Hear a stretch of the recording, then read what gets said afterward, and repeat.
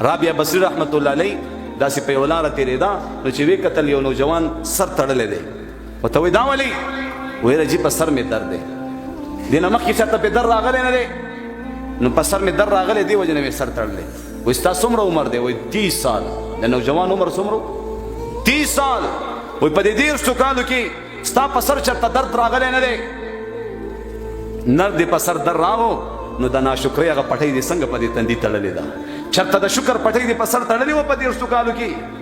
زما په دې خبره پوه شوې که نه چېرته د شکر پټۍ دې چېرته په دې تندي تړلې وه چې 30 کالو پورې ستا په سر باندې چېرته درد نه دی راغلی نن معمولي غونته کې درد دې په سر راغو نو د ناشکرۍ پټۍ دې څنګه په دې تندي راتاو کړې زما محترمو شکر وباسي د الله په نعمتونو باندې شکر ادا کړي چې سشتا یا الله شکر سنشتا صبر انما يوفى الصابرون اجرهم بغیر حساب څوک چې صبر کوي الله رب العزت فرمایي دې ته به حساب اجر ورکړي بے حساب اجر نو د دین لحاظ سره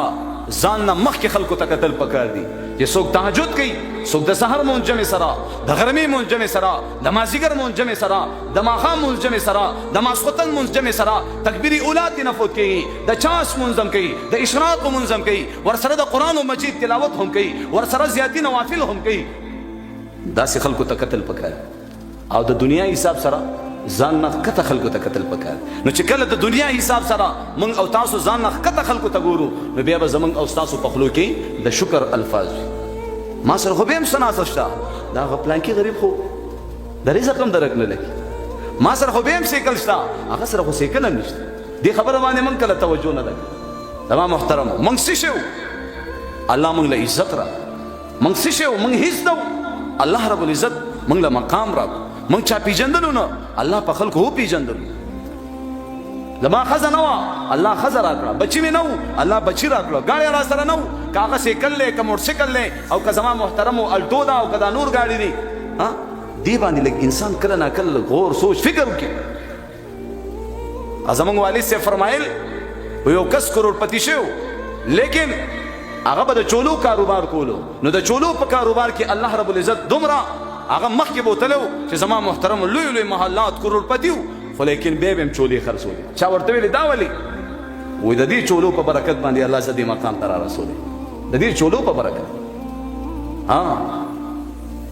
د دې چولو په برکت دغه چولې به ما خرڅولې نو موږ او تاسو ته چې عزت میلاو دی موږ او تاسو ویلې دا کلمه لا اله الا الله محمد رسول الله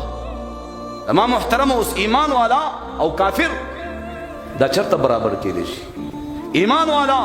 دا سونه ده هیره ده ایمان والا که هر څومره ګناهګار فاسق فاجر او زما محترمو د الله نافرمانه شي لیکن یو ورځ به د جهنم د اور نه الله وباسي او جنت ته به ځي لیکن کافر هغې سره الله رب العزت جنت ته د تلو وعده نشته نو چې چا ایمان راوړی مسلمان دی د پسې د جنت انتقال شوی نو ټول وایي الحمدلله مسلمانان الحمدلله دغه ځواني وګوره ستانه مضبوط ځوانان هغه نن سپینګیري شوله ستانه ښایسته ښایسته نوجوانان هغه سپینګیرو شو مخکې ګونجې راغه د دې زنانو ښایستونه لاړه زما محترمو هغه ورځ یو بینک کې ناست یو بوډۍ زنانه ډېره ضعیفه او کمزوري نو چې مې داسې ورته وکتل مې الله دا د انسان اخري انجام وګور هغه بینک منیجر ته بار بار وایي ما کور ته ورسوئ او که چېرته مړه ومه خو به تاسو هم رانه خلاص شئ بس وګوره مې دا اوس د خپل مرګ په انتظار کې ده موږ او تاسو ته پته دا ده چې د مرګ ژوند هیڅ پته نه لګي الله رسول صلی الله علیه وسلم با کله حاجت پوره کو او زما محترمو اوس معمولی فاصله کې به اوبه هم موجود وي لیکن الله رسول به فورا تیمم وکړو صحابه عرض کړي یا رسول الله اوبه خو موجود دي تاسو تیمم کوئ نو الله رسول فرمایي وای ما سره به ژوند دومره وفا ونه کړي ما سره به ژوند دومره وفا ونه کړي چې د اوبو پورې به ورسم که وبه نه رسم د اوبو پورې به ورسم که وبه نه رسم او موږ او تاسو څومره لوی لوی امیدونه څومره زما محترمو په دې دنیا کې هم دا پنجې خښې کړي دي بلکل موږ او تاسو نه مرګ هیر موږ بمرو دی الله طرف ته واپس کیږو با انا لله